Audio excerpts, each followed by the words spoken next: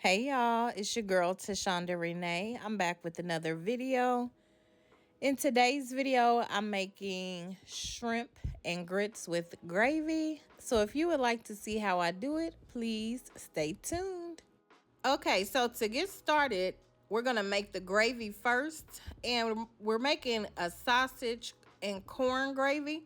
So you're gonna need some smoked sausage, and because I don't eat pork, I'm using turkey smoked sausage. So to a skillet over a medium heat, you're gonna add your smoked sausage and corn. I'm using white corn because I'm using white grits, but you can use yellow corn if you like. I also diced up about 1/4 of a red bell pepper, and you're just gonna add that all to your skillet with about 2 tablespoons of butter and saute it. You wanna make sure your sausage turns a golden brown. I'm also gonna add some onion and minced garlic. I'm using Easy Onion, and I purchased that from Sam's Club. If you don't have the Easy Onion, you can just dice up an onion and just add that at the beginning with the rest of the ingredients. All right, so once your sausage is done and your vegetables are tender, you want to go ahead and add about a teaspoon to a teaspoon and a half of flour. And if all your butter has cooked out, you want to go ahead and add a teaspoon and a half of butter. You want to cook this for a few minutes to get that flour taste out. It usually takes anywhere from 3 or 4 minutes to get that raw flour taste out.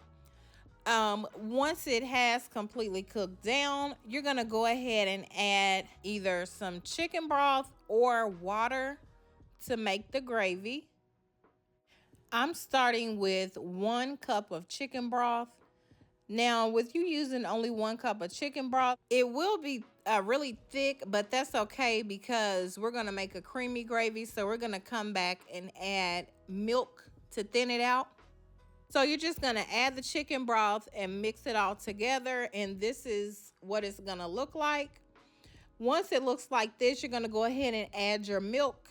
Now, my milk has been sitting out for about 30 minutes, so it's not really cold. So it's not going to drop the temperature a lot. So I added 1 cup of milk, and I'm going to go ahead and mix that until it's well incorporated. My heat is still set at a medium temperature. Now, if you like a thicker gravy, you can stop here. But I want it just a little thinner, so I'm going to add about another 1/2 cup of milk. Mix it till it's well incorporated, and then I'm gonna add some Tony Chachere's for seasoning, and then my gravy is done.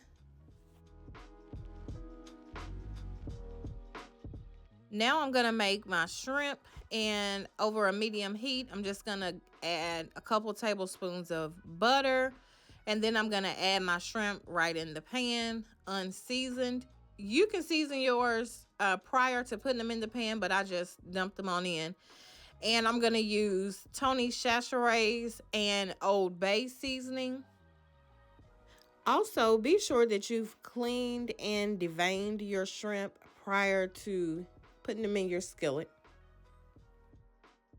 So you want to cook your shrimp 2 to 3 minutes on the first side. Then you're going to flip it, and you'll cook the shrimp for another 2 to 3 minutes on that side. You want to immediately take them out of the skillet so that they can stop cooking.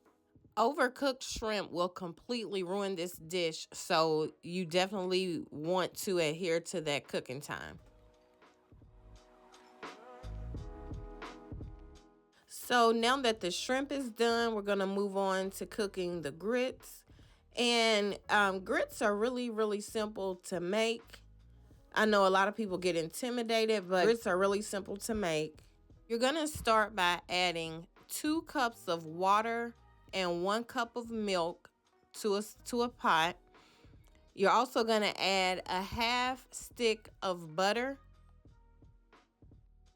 Once that butter has melted, you're going to go ahead and add 1 cup of grits, and you're going to whisk the entire time you add the grits. So you probably noticed that I added the milk after the butter began to melt. And the reason I did that is because I did not want to add my grits to a pot of boiling water. So grits stick really easily to your pot and they can lump up really easily. But to me, the easiest way is to allow the pot to come to a boil after the grits are already in the pot. The most important thing to remember when cooking grits is just to continue to whisk. Right now, my heat is set to about a medium high. Once the grits begin to boil, I will turn the pot down to a medium low. Also, you definitely want to season your grits before they thicken up. So I'm going to go ahead and add about a teaspoon of salt, and I'm going to add some black pepper as well, about a half teaspoon. I'll also be adding more butter and more milk as the grits thicken up. In total, I'm using 1 stick of butter, 4 cups of liquid, and 1 cup of grits. But as always, you can check out the description box. I'll have the exact measurements listed down there. Now, whether you use old-fashioned grits or the 5-minute grits, you have to cook the grits longer than 5 minutes. It takes grits at minimum 20 to 25 minutes to cook. As you can see, I've been whisking for a long time. I did speed the video up in certain spots so that the video won't be so long. And you can see that they've begun to thicken up a great deal, but they are still not done. So what I'm gonna do is start adding more milk and more butter. And this is still within my 1 stick of butter and 4 cups of liquid. I'm just gonna go ahead and whisk all that in and cook it down for about another 5 minutes. And then my grits will be done. I ended up cooking my grits right under 30 minutes to get them to the tenderness that I like. Now I'm just gonna add 1 cup of some mild cheddar cheese that I shredded. You can really use any cheese or your favorite cheese.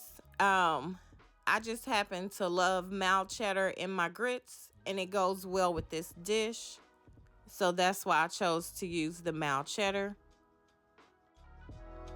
Also, if you can, shred your own cheese. It just melts better in the grits.